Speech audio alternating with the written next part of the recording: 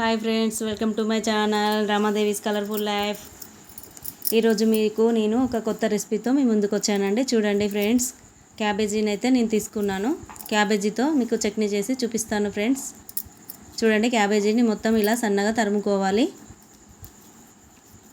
తరుముకున్న తర్వాత ఫ్రెండ్స్, ఈ చట్నీ మాత్రం చాలా బాగుంటుంది, టేస్టీగా ఉంటుంది. ఈ చట్నీ అయితే మీరు ఎప్పుడు తిని ఉండరు. చూడండి ఫ్రెండ్స్, ఇలా సన్నగా కట్ చేసుకోండి.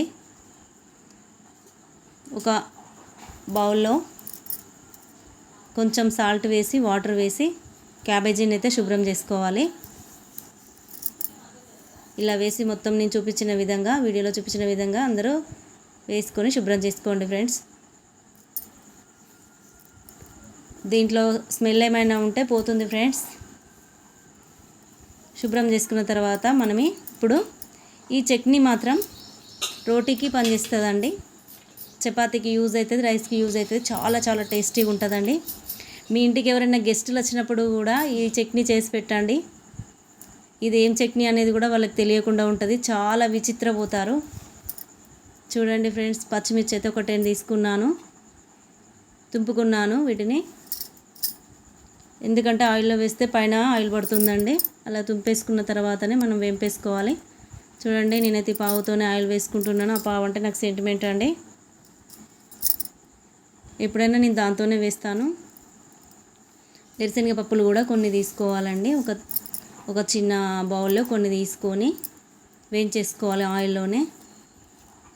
పొట్టు ఏం తీయొద్దండి, ఆయిల్లో వేయించేసుకోవాలి. డైరెక్ట్ వేయించేసుకొని వేగిపోయాయండి, తీసేయాలి. తర్వాత పచ్చిమిర్చి వేంపేసుకోవాలి. పచ్చిమిర్చిలో కొంచెం 2 రెమ్మలు కరివేపాకు కూడా వేయాలి, కొత్తిమీర కూడా వేయాలి. వేసిన తర్వాత మంచిగా వేంపేసుకోవాలి ఫ్రెండ్స్. చూడండి, అవి కూడా ఇందులోనే వేసుకోవాలి. వేంపేసుకున్న తర్వాత ఇప్పుడు క్యాబేజీని వేంపేసుకోవాలి ఫ్రెండ్స్. అదే ఆయిల్లో క్యాబేజీ వేంపేసుకోవాలి. చాలా బాగుంటుంది ఫ్రెండ్స్, ట్రై చేయండి మీరు కూడా. చపాతీకి యూజ్ అవుతుందండి, చాలా చాలా టేస్టీగా ఉంటుందండి. మీ ఇంటికి ఎవరైనా గెస్టులు వచ్చినప్పుడు కూడా చేసి పెట్టండి. ఇదేం చట్నీ అని అడగండి, వాళ్ళు చెప్పలేకపోతారు. 4 వెల్లుల్లి రెబ్బలు వేసుకోవాలి, కొంచెం జీలకర్ర వేసుకోవాలి, సాల్ట్ ఎక్కువ వేయకండి, కొంచెం తక్కువనే పడుతుంది క్యాబేజీ చట్నీలో. చింతపండు కూడా యాడ్ చేయాలండి, కొంచెం ఒక 2 రెమ్మలు చింతపండు, చిన్న నిమ్మకాయ సైజ్ అంతా.